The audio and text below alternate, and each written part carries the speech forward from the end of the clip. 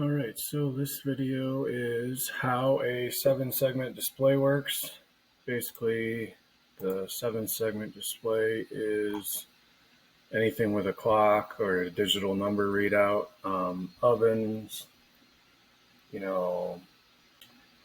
microwaves, welders, things like that. So let's see. Basically, the way it works is each number is created by a set of different segments. Hi, cat. And each of the segments gets a wire. So if we wanted to make the number 8, it would be all these segments. Be A, B, C, D, E, F, G. If we wanted to make the number 3, it'd be A, B, C, D, and G.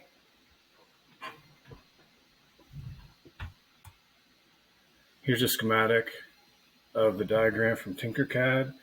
Here is an Arduino from Tinkercad, and then each of the different numbers created by flipping these switches.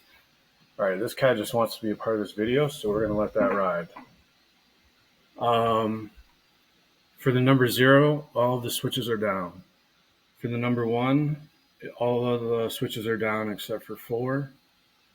For the number 2, it goes switches 1, 2, and 4 are down, and 3 is up.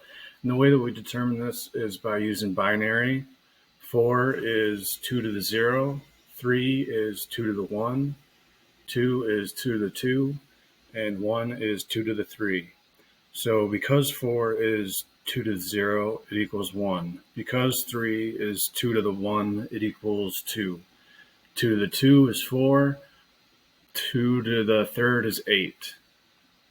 So to get the number 3, down, down, up, up. To get the number 4, down, up, down, down.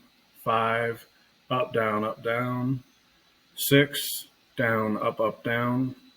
7, down, up. 8, up, down, down. 9, up, down, up. And how the program works is basically, like I said, using the switches, programming the Arduino. Here's the code. And we're using inverse logic here, so it's actually the opposite. So to get the number 0, we'd say 1, 1, 1, 1. If it wasn't inverse logic, it'd be 0, 0, 0, 0. So it's just flipped, and here is the code for that. All right, so in Tinkercad, I'm going to start the simulation. We've got the number 9. If we do all the switches down, we got 8 or 0.